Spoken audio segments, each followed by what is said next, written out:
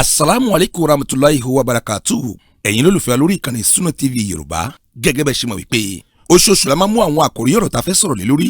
Èyí làwọn àkòrí ọ̀rọ̀ wa lóṣù tá wà yìí o. A ó máa ṣe àgbéyẹ̀wò nípa ìrun kíkí, bẹ̀rẹ̀ látòrí ìṣe ìmọ́tótó ká tó kírun. Oríṣiríṣi ìmọ́tótó tí ń bẹ àti báwo la ṣe ń ṣe. Gẹ́gẹ́ bí ká ṣe àlùwàlá, ká wẹ̀ jánábà. A wá fúnra wa ní àlàyé lẹ́kùnrẹ́rẹ́ nípa bá a ṣe ń kírun. Oríṣiríṣi àwọn ìrun tí ń bẹ àti àwọn náfìlà. Irú ìrun wo ni Ọlọ́run yóò gbà? Àwọn ìrun wo ni Ọlọ́run ò ní gbà? Àwọn ohun tí ń ba ìrun jẹ́, kí làwọn nǹkan tó yẹ ká ṣe tá a bá ṣàṣìṣe nínú ìrun, tá a máa fi tún àwọn àṣìṣe nìṣe níwájú Ọlọ́run. Gbogbo àwọn àlàyé wọ̀nyí lẹ́kùnrẹ́rẹ́ la ó mọ̀ fúnra wa lórí ìkànnì Sunna TV Yorùbá. Ìyẹn nínú prógámù wa fún tóṣù tá a wà yìí, àlàyé lẹ́kùnrẹ́rẹ́ nípa ìrun, àǹfààní wo ni bẹ nínú ẹ̀ àtàwọn ọ̀nà tá ń gbà ṣe é, èyí tí ó fi bá ń tí ẹ̀sìn fẹ́ ní ọ̀dọ̀ wa. Ẹ mú bá wa ká lọ lórí Sunna TV Yorùbá. Sunna TV, ìmọ́lẹ̀ ẹ̀sìn Islam pọ́nbélé ni. شكرا يا ربي شكرا ولا تجعلوا مع الله إلها آخر إني لكم منه نذير مبين كذلك ما أتى الذين من قبلهم من رسول إلا قالوا ساحر أو مجنون أتواصوا به بل هم قوم طاغون فتول عنهم فما أنت بملوم وذكر فإن الذكرى تنفع المؤمنين.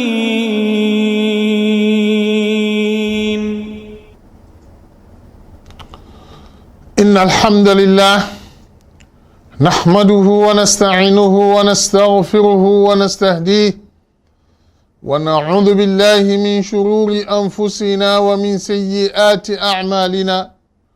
من يهده الله فهو المهتدي ومن يضلل فلن تجد له وليا مرشدا.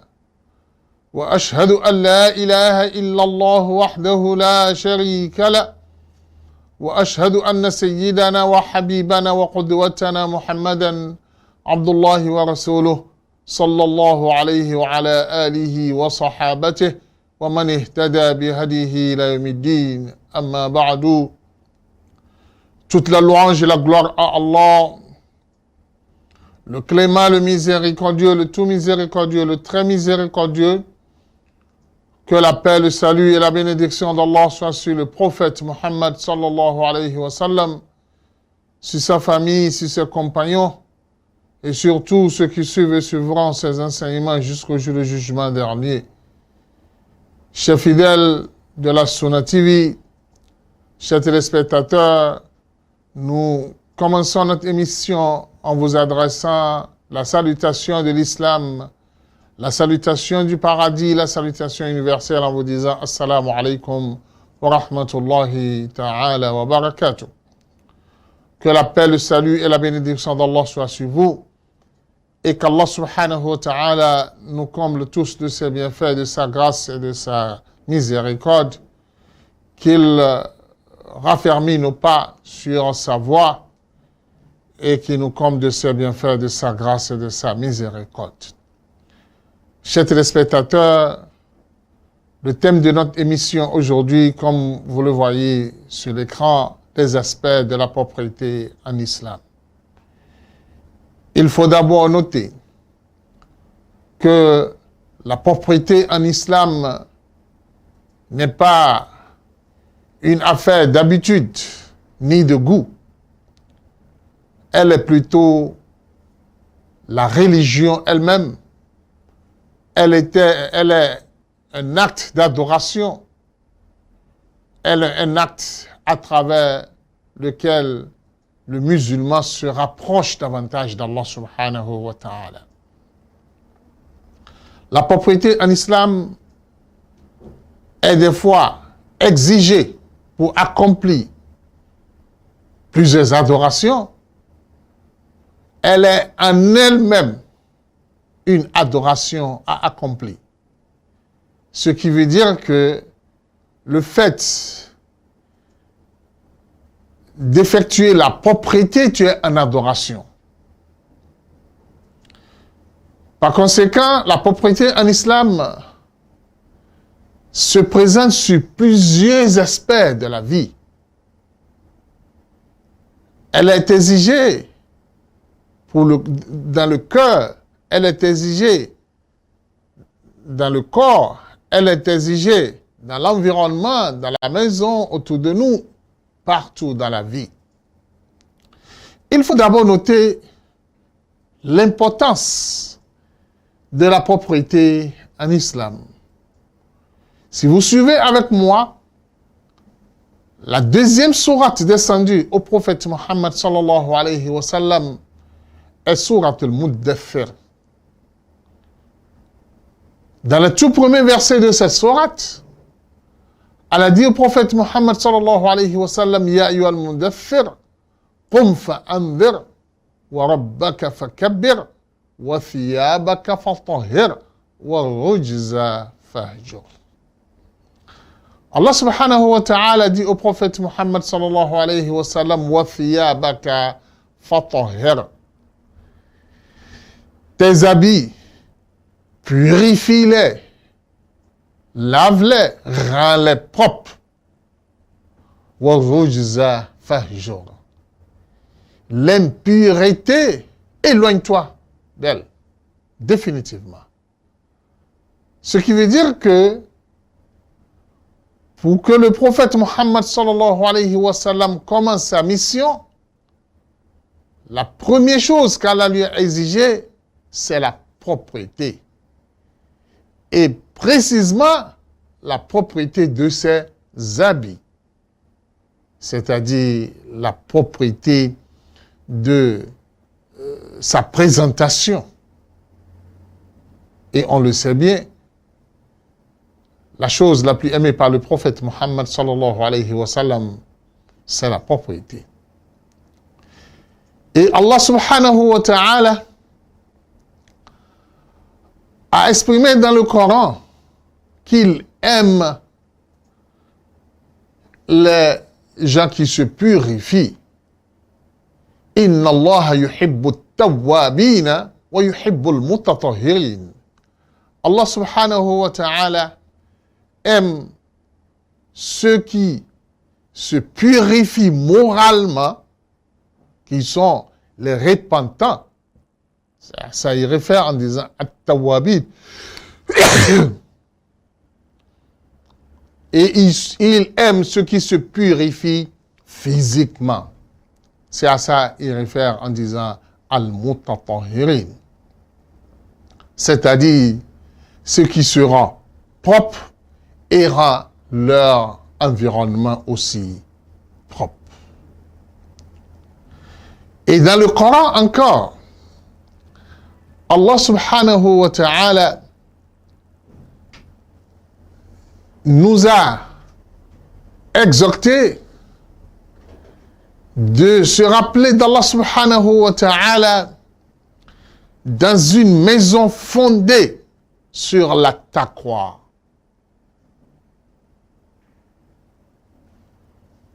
Et Allah dit, fihi rijalun yuhibbuna an yatatahharu.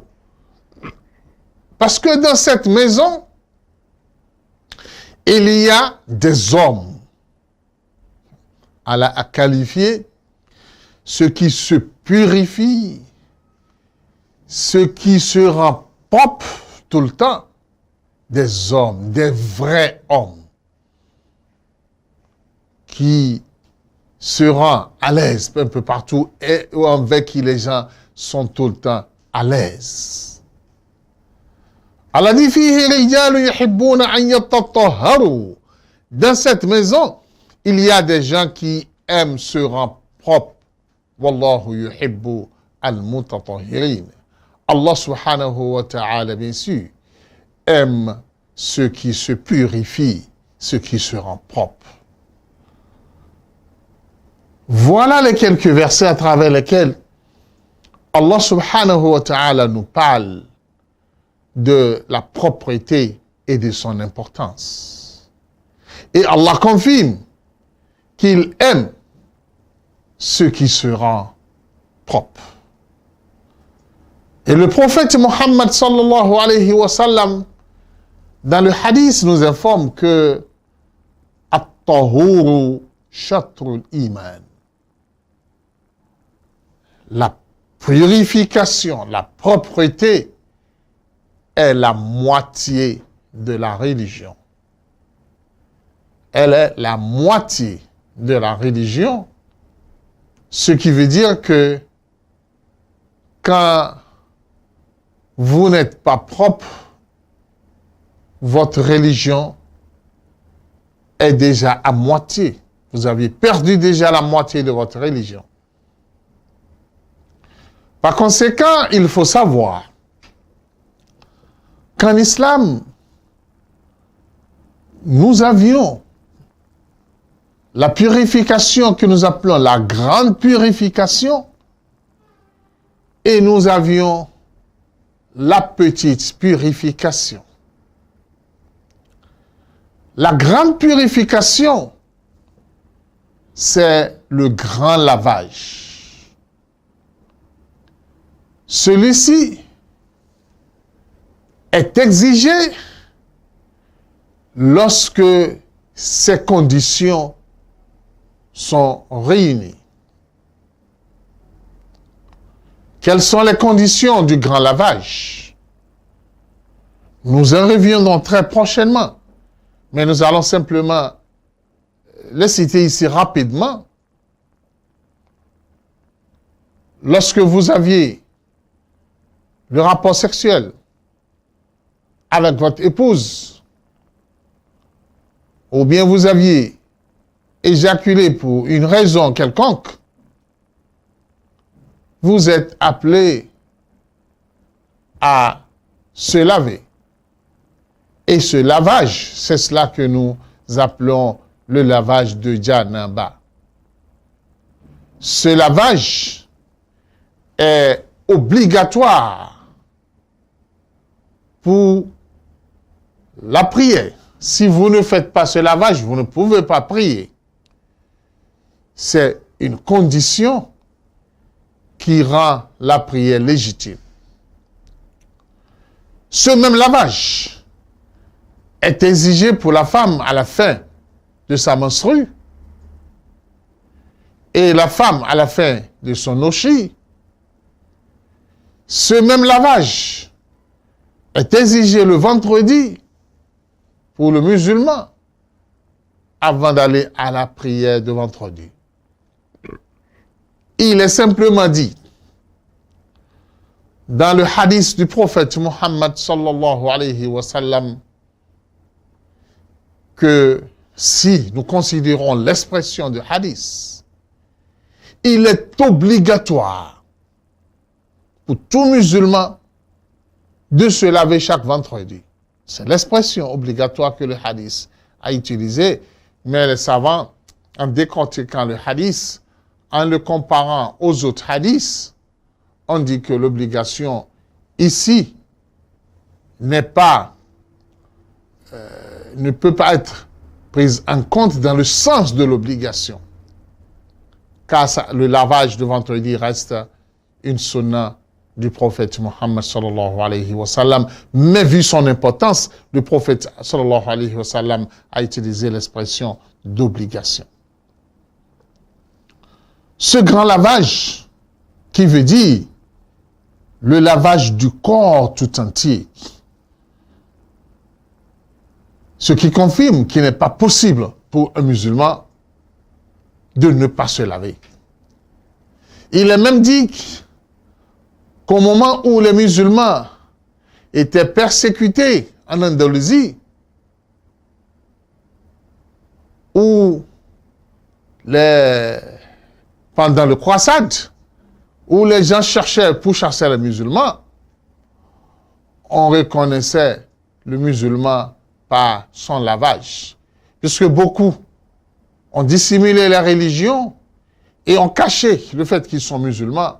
Mais quand ils commencent par se laver régulièrement, on constate qu'il est musulman. Puisque dans les autres religions, le lavage n'est pas aussi exigé pour une adoration. Nous avions de l'autre côté le petit lavage. Le petit lavage, c'est l'ablution.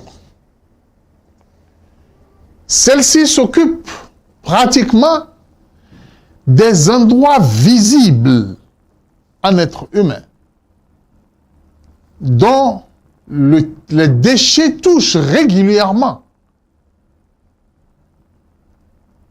Puisque l'homme, à travers ses organes de l'ablution, est tout le temps en contact avec le déchet.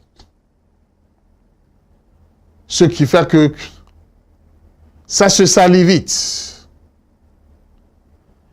Et le musulman est appelé à laver ces endroits, à les purifier tout le temps pour qu'ils restent propres,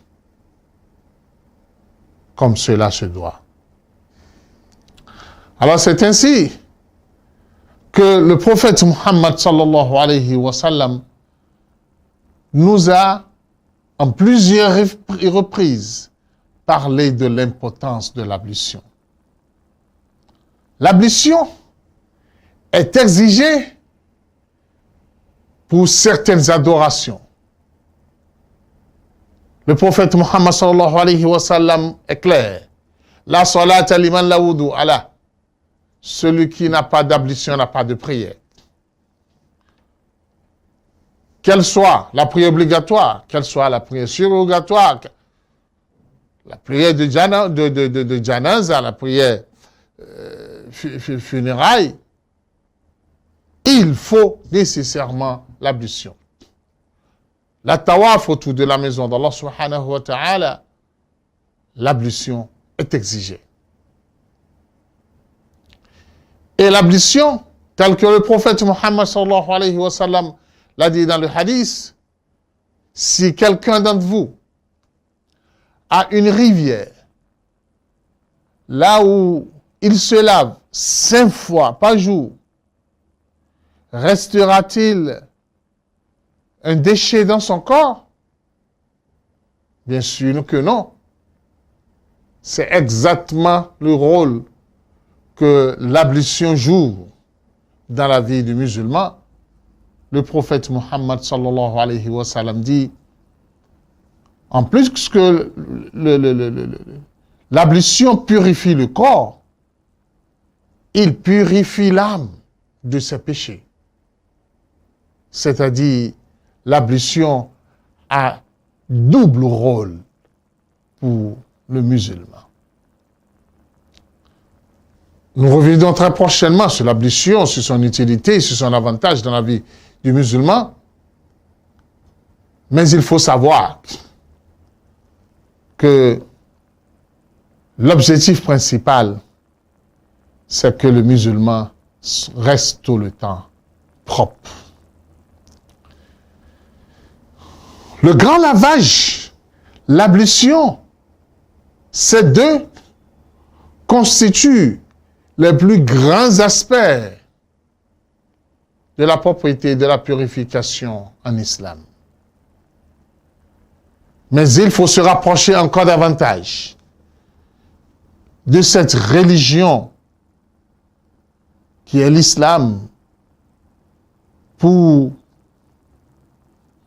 savoir encore d'autres aspects importants de la vie à travers lesquels l'islam a mentionné la propriété. Rapprochons d'abord du corps humain. L'islam exige, et c'est dit dans plusieurs hadiths, l'islam nous exige de se brosser, de laver notre bouche, de manger les cuits-dents, puisque c'est cela qui existait au temps du prophète Muhammad sallallahu alayhi wa sallam.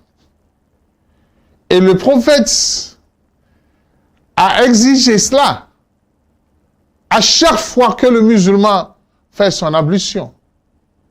Et le prophète a dit, si ce n'est pas que ce sera de la peine pour vous, musulmans, j'allais exiger les cuidants pour toute ablution, pour chaque prière. Mais sous peine de ne pas être capable de l'assumer, je ne l'exige pas. Ce qui veut dire que, ce qui sous-entend que le musulman doit se brosser les dents avant d'aller prier, avant de faire ses ablutions. Regardez l'importance. Puisque les mauvaises haleines, personne ne l'aime pas. Et quand vous vous présentez chez quelqu'un et vous parlez et votre bouche sent, vous allez le mettre mal à l'aise. Il ne va même pas vous considérer. C'est dans ce même sens que le prophète Mohammed sallallahu alayhi wa sallam a exigé à celui qui a mangé de l'ail ou bien de l'oignon de ne pas se rapprocher de la mosquée, plus précisément la mosquée du prophète Mohammed sallallahu alayhi wa sallam, pour ne pas déranger les musulmans par l'odeur de l'ail, qui n'est pas agréable, bien sûr. Dans le même sens de la purification, tel que l'islam l'a exigé, le prophète Mohammed sallallahu alayhi wa sallam nous a dit dans le hadith min al-fitra, parmi les choses qui sont innées en être humain, dont sa purification est capitale pour l'être humain, cinq choses. Et ces 5 choses sont ces 5 endroits dans le corps humain. Et ces 5 endroits sont des endroits là où se regroupent les déchets, les virus dans le corps humain. Tout ce qui peut recueillir les déchets, l'islam demande à ce que le musulman les purifie. C'est un aspect très important. Le premier endroit, c'est les ongles. Le prophète a exigé que le musulman taille ses ongles. Laisser les ongles pousser, c'est hors de la sunna. Le musulman doit s'en occuper et doit les tailler périodiquement. Le rasage du pirbi. Le pirbi doit être rasé. Parce que si vous ne les rasez pas, les virus, les déchets vont y rassembler. Ce n'est pas normal pour un musulman de garder ses cheveux-là. Les aisselles. L'islam exige que cela soit rasé pour ne pas garder les déchets à cet endroit. La circoncision, quant à elle, est l'une des grandes sunnas de l'islam. Et la première personne à être concisée, c'est le prophète Ibrahim alayhi salam. Ce qui fait que toutes les religions dites d'ibrahimites, la circoncision est exigée. Le christianisme, le judaïsme, l'islam. Vous ne pouvez pas être musulman sans vous circonciser. Si vous ne le faites pas, les déchets qui vont se rassembler à l'intérieur de votre peau vont rendre votre prière inacceptable parce que vous portez des déchets. Mais quand on coupe cette peau, l'endroit reste propre tout le temps et vous avez la possibilité de les nettoyer facilement. Les moustaches, c'est le 5e endroit dans le corps qui gâte les déchets. Parce que si vous avez des moustaches, imaginez quelqu'un qui a des moustaches et il veut boire. Regardez-le. Comment est-ce qu'il pourra boire sans que les poussières que les moustaches gardent ne souillent pas son eau? Comprenez bien avec moi. Alors, il faut les nettoyer. Dans certains hadiths, le prophète Mohammed sallallahu alayhi wa sallam a même expliqué la durée dont vous deviez observer pour tailler vos ongles et vos orteils. Voilà l'un des aspects de la propriété en islam. Considérant le corps humain, je suis en train de vous expliquer. Le prophète Mohammed sallallahu alayhi wa sallam a aussi parlé des cheveux. Le prophète sallallahu alayhi wa sallam dit, si quelqu'un d'entre vous a des cheveux, qu'il honore, qu'il donne de l'honneur à ses cheveux, en l'entretenant. Utilisez les shampoings pour laver vos cheveux. Ne laissez pas les cheveux rassembler les déchets. Et c'est clair, tout est clair. Celui qui néglige ses cheveux verra que les poux vont sortir dans ses cheveux. C'est pour cela que l'islam exige son entretien. Et le prophète est allé jusqu'à dire honorer les cheveux. Regardez quel entretien l'islam porte au corps humain, à la propriété du corps humain. Écoutez bien ce hadith du prophète Mohammed sallallahu alayhi wa sallam. Le prophète nous dit, lorsque quelqu'un d'entre vous se réveille le matin, qui ne serre pas sa main directement dans l'eau, quand il y a de l'eau dans un bol, dans un récipient, le prophète a interdit aux musulmans d'insérer sa main dans cette eau.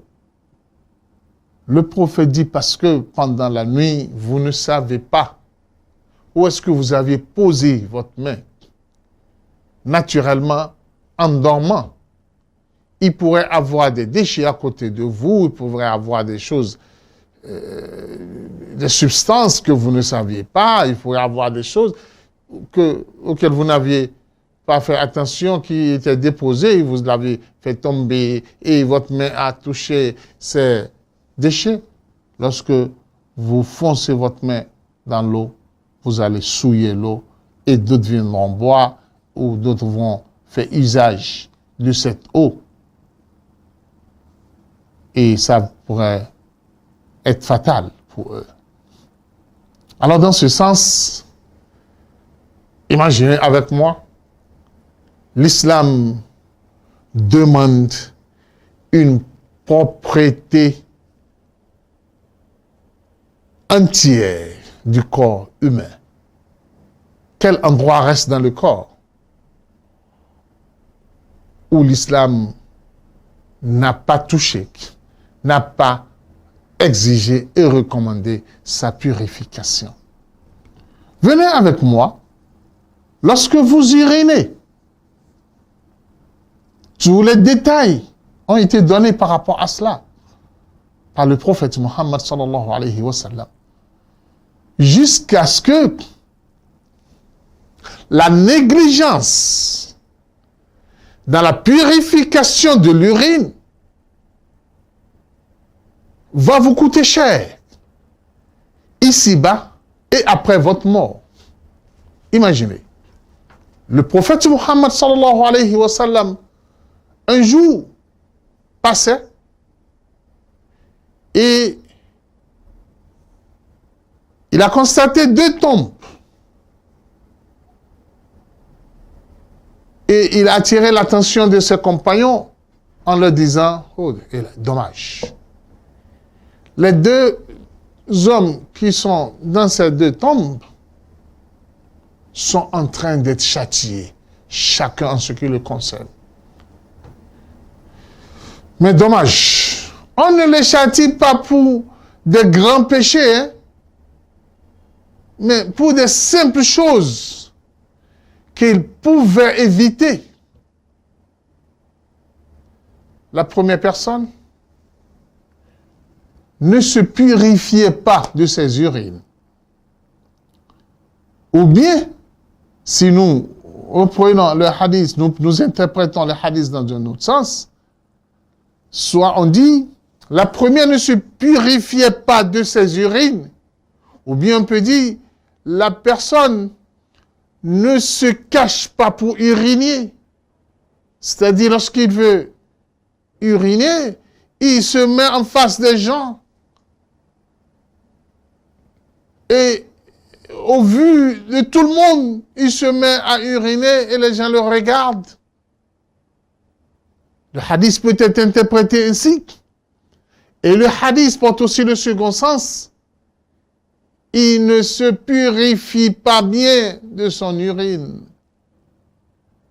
Est-ce que vous saviez que beaucoup de gens perdent leur prière à cause de l'urine? Lorsqu'il finit d'uriner, il ne lave pas bien son organe. Et les quelques taches d'urine restent dans son corps et il s'en va prier. Il n'a pas de prière. Il n'a pas de prière. Vous devrez assurer et rassurer que vous vous êtes lavé proprement des urines avant d'aller prier. Quant au sel, l'islam a donné des enseignements clairs et nets sur la manière par laquelle le musulman se met à l'aise. Lorsque le musulman veut déféquer, comment est-ce qu'il va faire? Les mécréants au début de l'islam se moquaient des croyants des musulmans en leur disant, c'est quelle religion ça? Une religion qui parle de comment déféquer. Ils ont oublié que déféquer est un acte important dans la vie de l'homme. Un acte sans lequel l'homme ne peut pas vivre si il est empêché. Alors l'islam, dans sa logique de prendre tout en compte, les moindres détails de la vie de l'homme qui pourraient lui créer des soucis et des torts, l'islam en prend en compte. C'est pour cela que le prophète Mohammed sallallahu alayhi wa sallam a donné des enseignements clairs et nets sur le comportement de celui qui veut déféquer. Il ne doit pas se diriger vers la Qibla. Parce que l'endroit où on se dirige pour prier, vous voulez sortir les déchets, il ne vous est pas permis de se diriger vers l'endroit saint pour le faire. Vous ne vous devrez même pas donner d'eau à la Qibla. Lorsque vous finissez, comment vous l'avez? L'islam l'a aussi enseigné. Et l'eau est exigée. Et quand il n'y a pas d'eau, qu'est-ce qu'il faut faire? Parce que vous ne pouvez pas porter du déchet et dire que vous portez vos habits là-dessus. Imaginez, mon frère. Comment allez-vous vous sentir? Oui, aujourd'hui, il y a le papier hygiénique. Mais le papier hygiénique ne peut pas jouer le rôle de l'eau. Sauf s'il n'y a pas d'eau. Et l'exigence est faite sur l'usage du papier hygiénique et comment l'utiliser et combien de fois l'utiliser pour être propre. Voilà quelques aspects de la purification, de la propreté du corps humain que l'islam nous a enseigné. Nous vous reviendrons après la pause pour aborder d'autres aspects de la propreté en islam. Assalamu alaikum warahmatullahi wabarakatuh. Ìkànnì tẹ́ ń wò yìí náà ní ìkànnì Sunna TV. Níbi tí àwọn onímọ̀ ti ń tẹ ìmọ́lẹ̀ sórí ẹ̀sìn Islam látọ̀rí Sunna TV. Ìmọ́lẹ̀ nínú Sunna Nabi Muhammad sallallahu alayhi wa sallam. Ní gbogbo ìgbà ní kẹ́ ẹ máa wò wá tí ẹ sì máa rí ẹ̀kọ́ ẹ̀sìn kọ́ lórí ìkànnì yìí náà ni o. Òun ló múlẹ̀ rẹ̀kẹ̀tẹ̀ yàtọ̀ yìí. Gbogbo mùsùlùmí lọ́kùnrin àti lóbìnrin ẹ jẹ́ ká máa wo Sunna TV. Ẹ jẹ́ àwọn ọmọ wa náà máa wo Sunna TV kí wọ́n lè bá ní ìmọ̀ tó péye nípa Sunna. Ìkànnì tó ń tàn mọ́lẹ̀ sínú ẹ̀sìn ni Sunna TV Yorùbá. Ẹ máa wò wá ní gbogbo ìgbà kẹ́sì máa kó ẹ̀kọ́ tó péye nípa Sunna. Alhamdulillah, wassalatu wassalamu ala rasulillah wa ala alihi wa sahabatihi wa man ihtada bi hadihi ila yawmiddin. Amma ba'du. Nous poursuivons notre émission sur la purification et la propreté en islam. Je le disais tantôt, la propreté en islam est capitale et très très importante, car le prophète Muhammad sallallahu alayhi wa sallam a dit: Inna Allah tayyib la yaqbal illa tayyib. Allah subhanahu wa ta'ala est saint et il n'accepte que ce qui est saint. Et le hadith poursuit: Allah subhanahu wa ta'ala est propre. Il aime la propreté et il aime ceux qui sont propres. Et le prophète Muhammad sallallahu alayhi wa sallam a pris en compte la propreté de l'environnement autour de nous. La propreté de l'environnement est capitale et importante en islam. D'abord, écoutez bien ce hadith. Le prophète Muhammad sallallahu alayhi wa sallam a dit: évitez la malédiction que les gens vont porter sur vous. Évitez la malédiction que les gens vont porter sur vous. Les compagnons ont dit: comment éviter ces malédictions que les gens vont porter sur vous? Le prophète Mohammed sallallahu alayhi wa sallam dit, celui qui s'en va déféquer sur le chemin des gens ou sous l'ombre des arbres où les gens se reposent, s'est exposé à la malédiction. Parce que ceux qui vont y passer vont le maudire, vont exprimer de très mauvais langage à son égard. Et tout ce qu'ils vont dire sera collé à lui. Puisque il est allé perturber la tranquillité. Il est allé les mettre à l'aise, mal à l'aise, en déposant des déchets à leur endroit de passage ou à leur endroit de repos. Le pire surtout, c'est sous l'ombre des arbres. Ça, c'est encore très grave. Surtout les arbres fructueux où les fruits pouvaient tomber sur ces déchets. Et quelqu'un qui ne savait pas va prendre cela et va le manger. Inna lillahi wa inna ilayhi raji'un.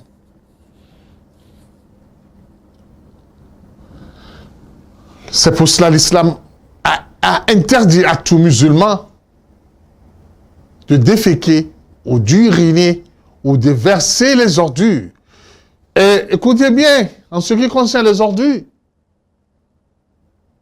l'islam exige la propreté de l'environnement. Où le prophète Mohammed sallallahu alayhi wa sallam a cité parmi les sections de la foi,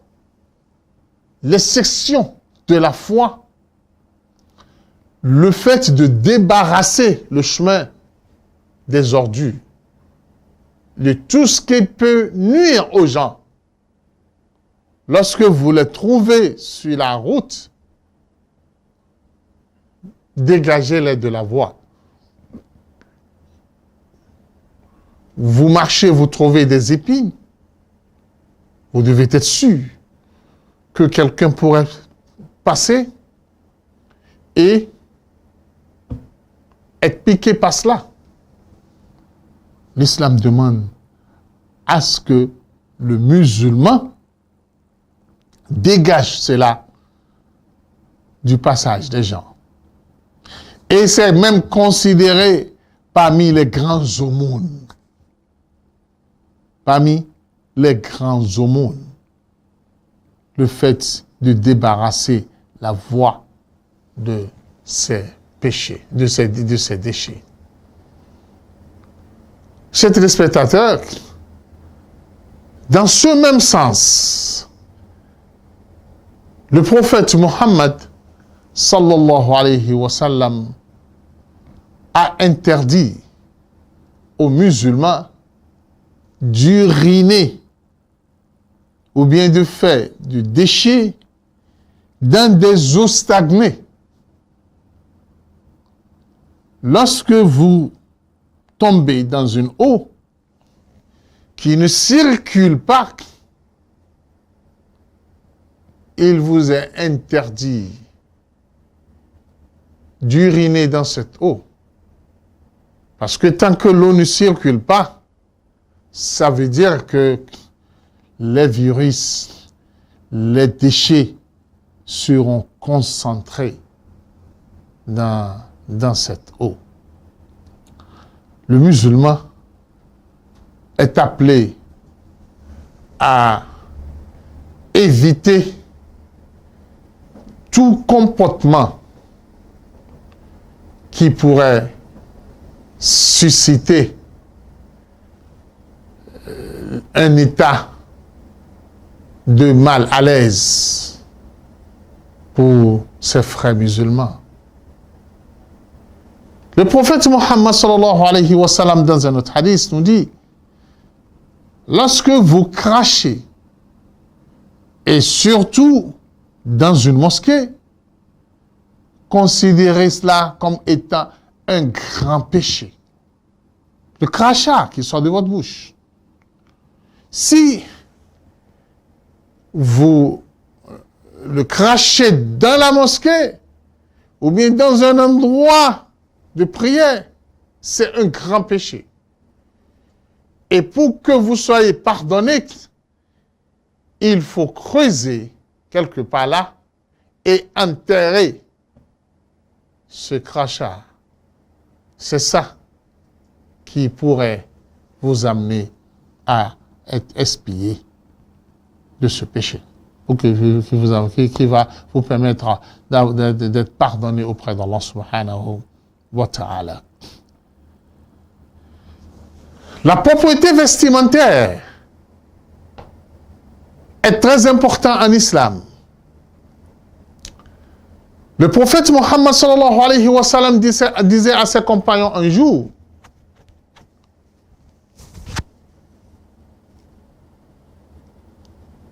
Allah subhanahu wa ta'ala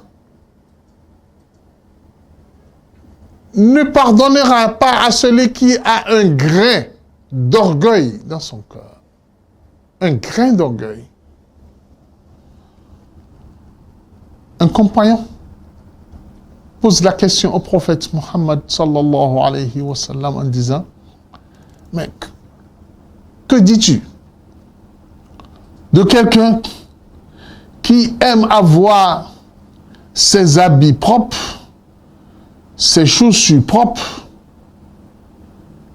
Le prophète Mohammed sallallahu alayhi wa sallam dit, Allah est saint, il aime toutes choses saines. C'est-à-dire, Allah est beau, il aime tout ce qui est beau. Ce qui veut dire que la propreté de vos vêtements, de vos habillements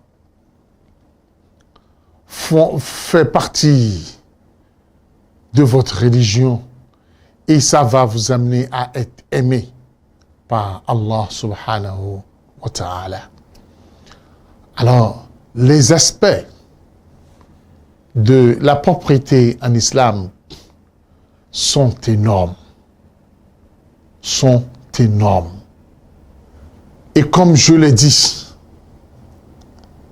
au départ, la purification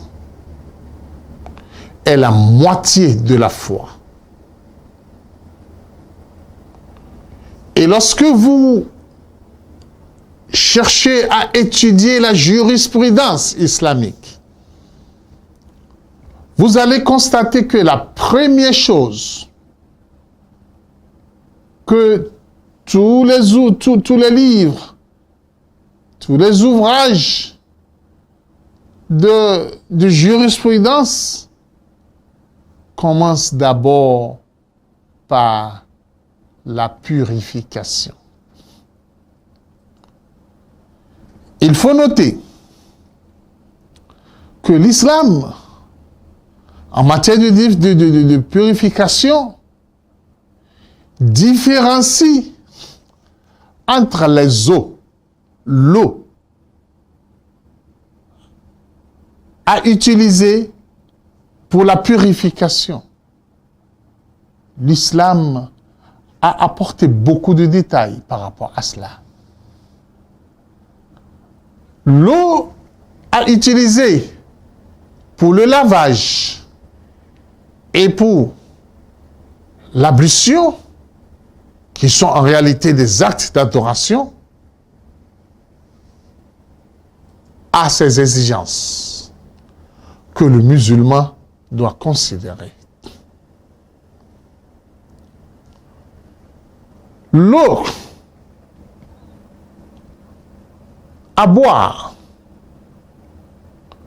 l'eau à utiliser pour d'autres usages, pour préparer à ces conditions.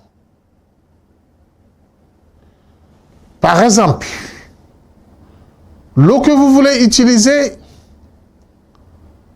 pour les ablutions et le lavage doit être une eau naturelle. L'eau qui est à son état naturel. Je le dis bien. C'est l'état naturel de l'eau qui détermine son usage pour l'adoration. L'eau de la pluie, si c'est comme ça, c'est descendu. Ça peut être rouge, ça peut être quoi, mais c'est comme ça l'eau. C'est son état naturel. Oui, c'est utile. L'eau de la mer, bien qu'elle soit salée, peut être utilisée pour l'ablution. Mais si l'eau est salée, ce n'est pas naturel, c'est que on a mis du sel dans l'eau, cette eau ne peut pas être utilisée pour l'ablution parce que elle n'est pas à son état naturel. Et quand vous prenez une eau, avant de l'utiliser pour l'ablution ou le lavage, vous devrez vous rassurer de 3 choses. L'odeur de l'eau. Est-ce que son odeur n'a pas changé? Ça sent du parfum, ça sent de quoi? Quand l'odeur de l'eau change, ça ne peut plus être utilisé pour l'adoration. Le goût de l'eau et l'image de l'eau. Ça dit sa couleur. Quand la couleur de l'eau change de son état naturel, ça ne peut plus servir pour le lavage ni pour l'ablution. Mais ça peut être utilisé pour autre chose. Lorsque nous parlons de la purification, il faut rappeler quelque chose. Avant de prier, ce n'est pas uniquement votre corps qui doit être propre, l'habit que vous portez même doit être pris en compte dans votre propriété pour une adoration quelconque, quelle que soit l'adoration. C'est-à-dire, il ne faut pas que votre habit soit souillé par une souillure, une impureté quelconque. Les différentes impuretés, comme vous les connaissez, le sang, l'urine, le sel, quand ces 3-là touchent votre habit ou bien votre corps,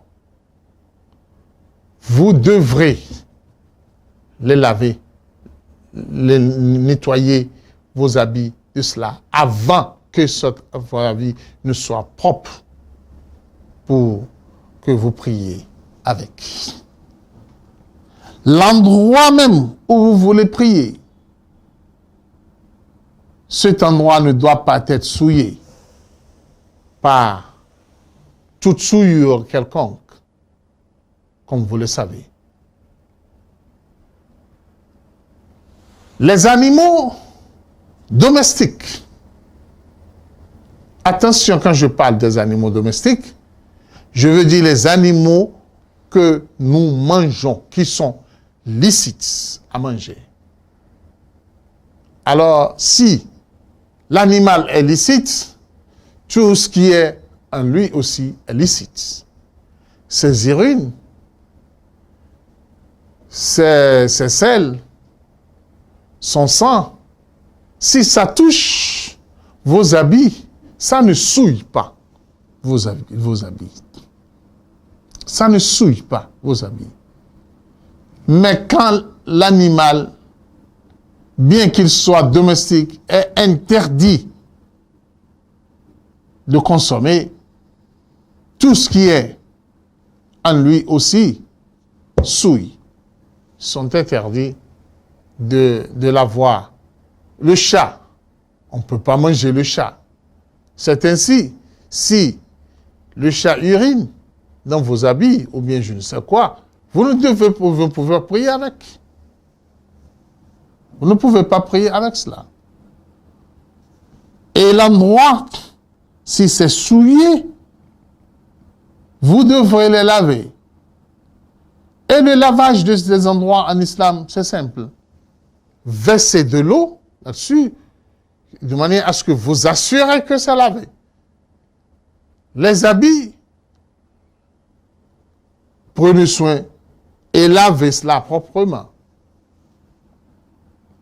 Alors, le musulman doit être propre, car la propreté est la moitié de la foi. Elle est exigée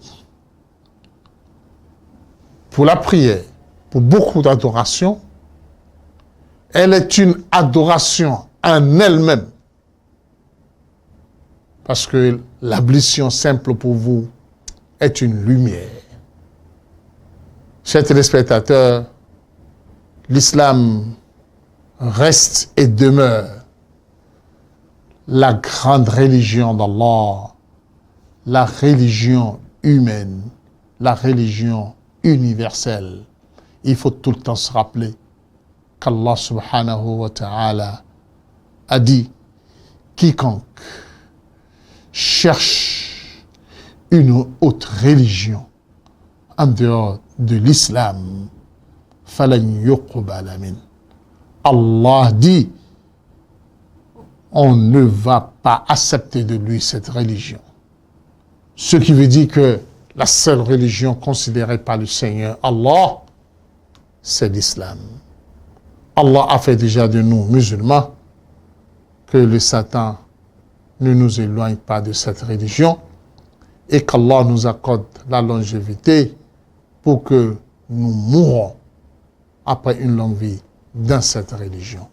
Wa sallallahu ala sayyidina Muhammad wa alihi wa sahbihi wa sallam.